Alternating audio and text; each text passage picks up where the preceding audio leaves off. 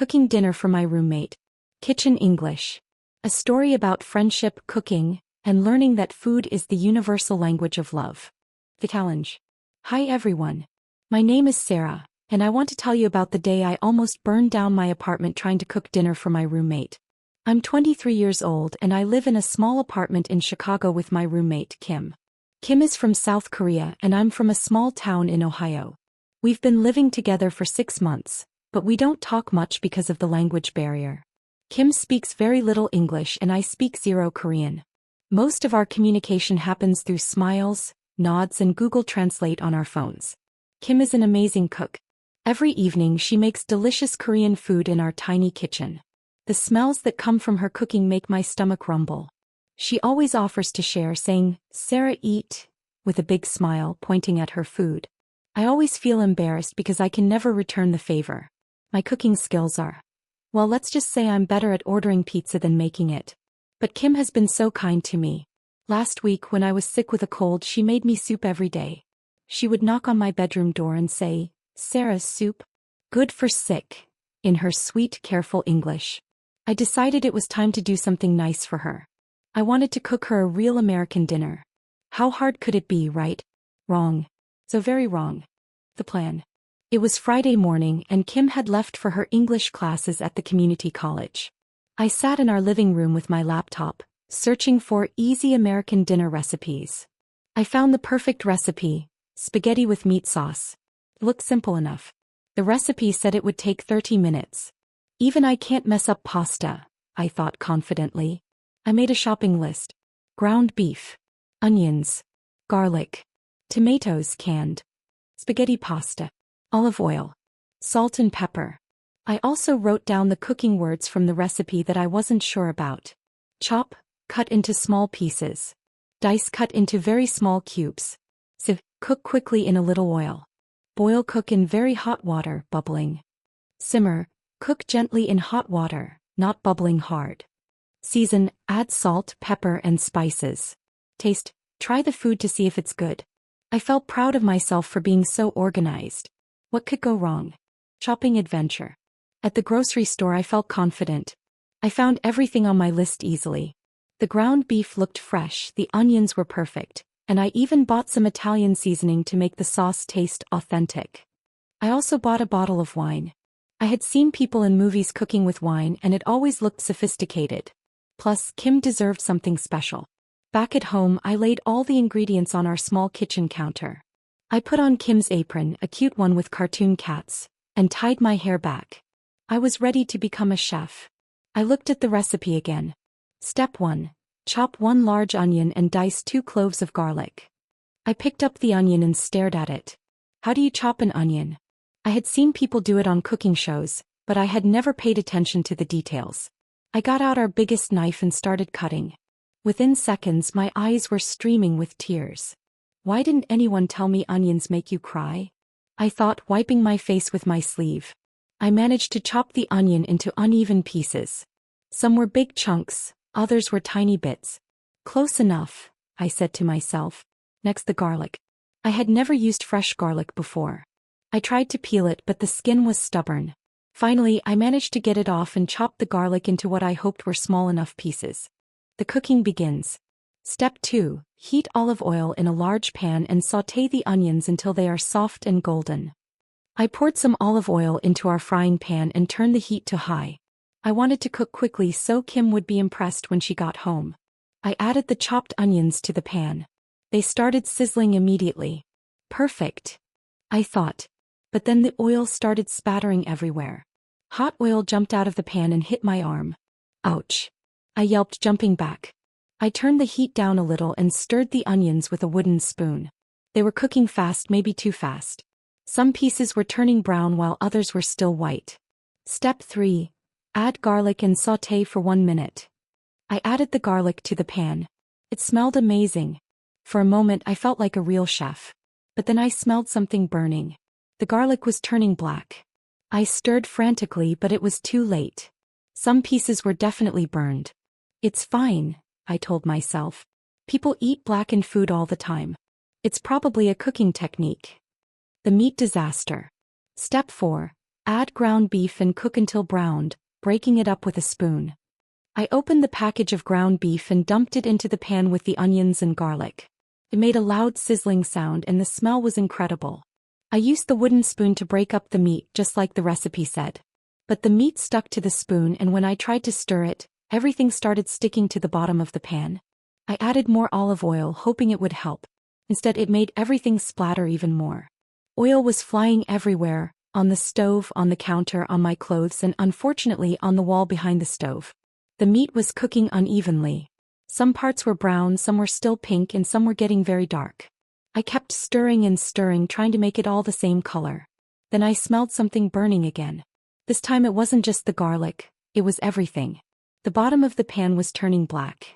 Maybe I should turn down the heat, I thought, finally turning it to medium. But the damage was done. Half of the meat was perfectly cooked, and the other half was somewhere between burned and charcoal. Water everywhere.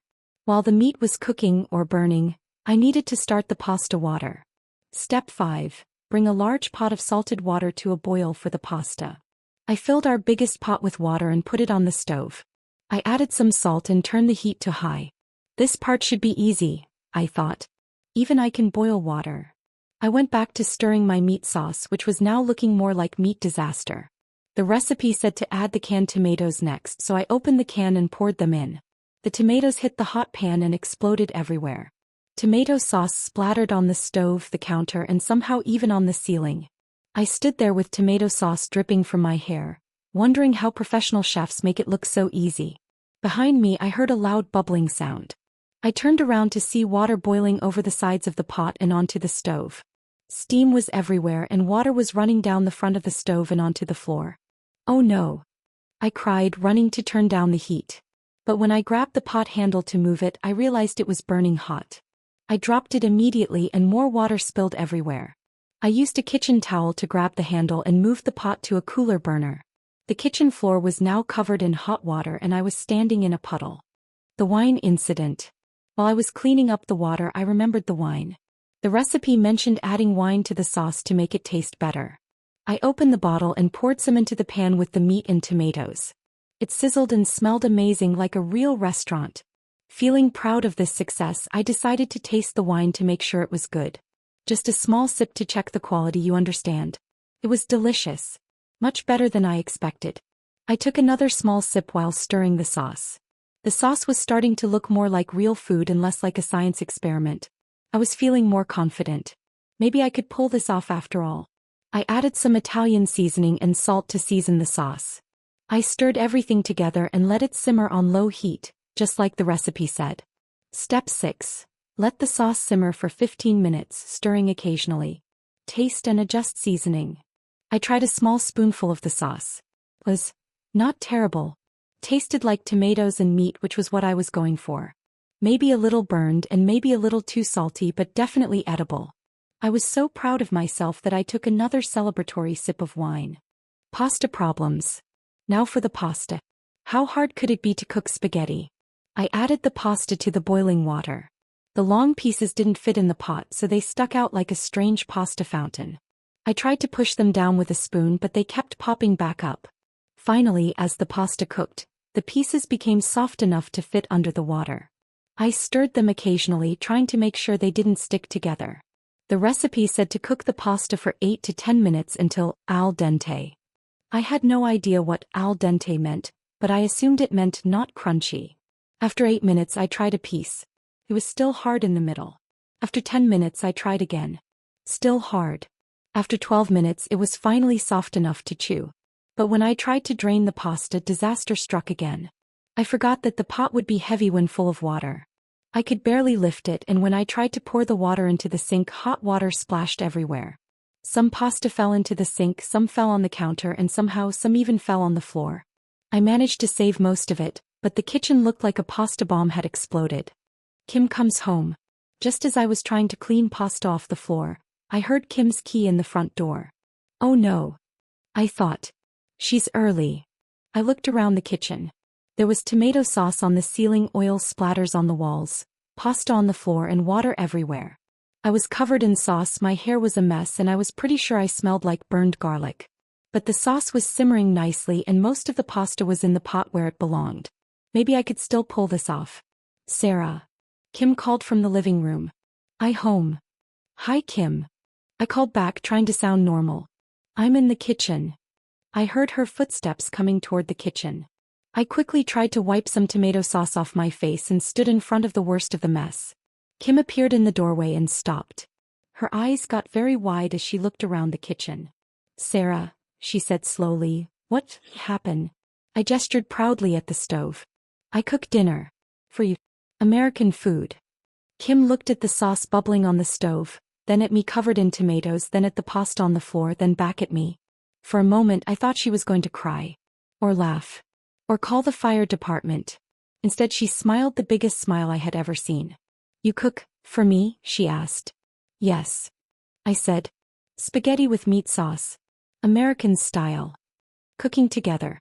Kim walked carefully around the puddles and pasta pieces to look at my sauce. She stirred it with the wooden spoon and tasted it. I held my breath, waiting for her reaction. She said, nodding seriously. Good. Very good. I felt like I had won a cooking competition. But, Kim said gently, maybe, we fix little bit? Fix? I asked. Kim smiled and pointed at the burned bits floating in the sauce. We take out burned pieces. And add little more.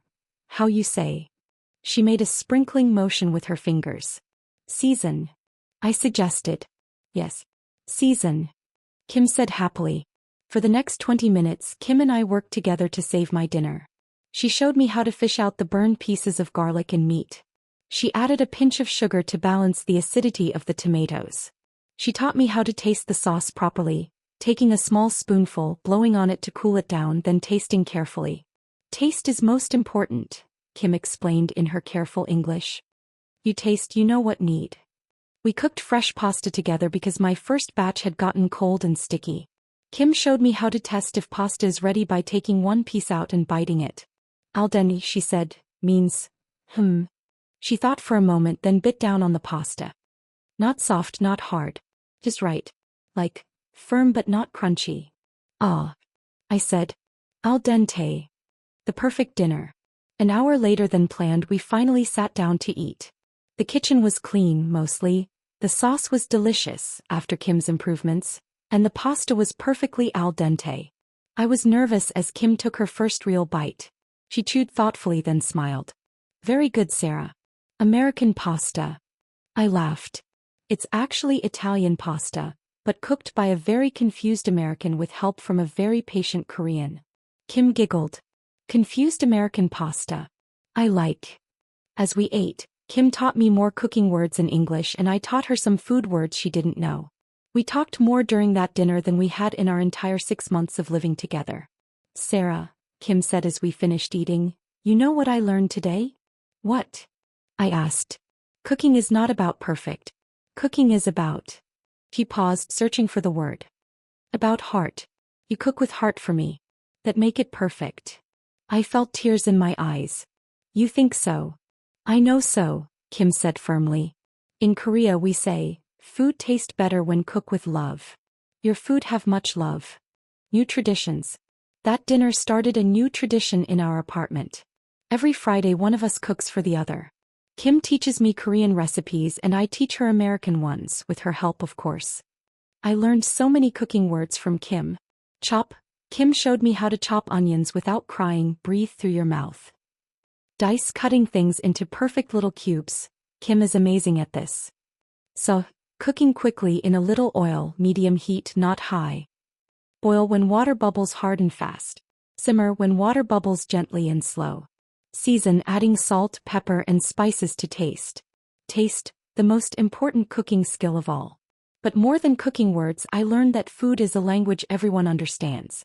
Even when Kim and I couldn't find the right English or Korean words, we could share a meal and understand each other perfectly.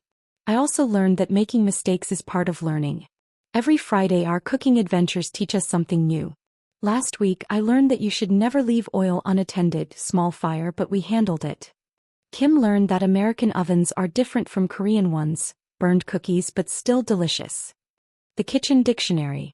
Now 6 months later, Kim and I are both much better cooks and much better English speakers. Our kitchen has become our classroom, and our dinner table has become our place to practice conversation.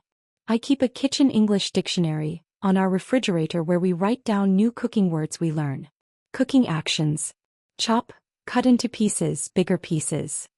Dice, cut into small cubes. Slice, cut into thin pieces. Cook quickly in oil.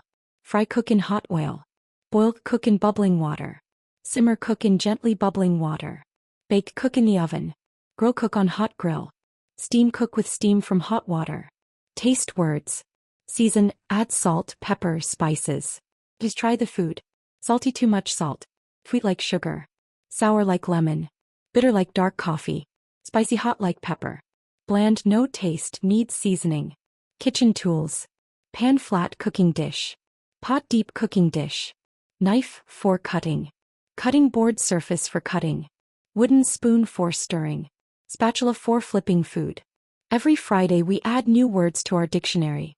Last week Kim taught me marinate, let food sit in sauce to get flavor, and I taught her leftovers, food you save for tomorrow. Our neighbors sometimes complain about the cooking smells coming from our apartment, but they're complaining because they're jealous. Mrs. Patterson from next door actually asked for Kim's kimchi recipe last week. I never thought that nearly burning down the kitchen could lead to such a beautiful friendship. But that's the thing about cooking. It brings people together even when you don't speak the same language. And you know what? My spaghetti sauce recipe has gotten so good that Kim asks me to make it for her friends when they visit. She always introduces it proudly, Sarah's famous confused American pasta. I couldn't ask for a better review. Kitchen English practice. Now let's practice some common kitchen conversations that you might have when cooking with friends or family. When you need help in the kitchen, you can ask, "How do I chop onions?" Or, "What does sauté mean?" Or, "How long should I boil the pasta?"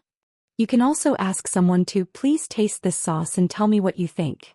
When you want to give cooking instructions to someone, you can say, "First, chop the vegetables into small pieces," or "Heat the oil in the pan, then sauté the onions until they are soft," or "Boil the water, then add the pasta," or "Season the food with salt and pepper," or "Let it simmer for 10 minutes on low heat."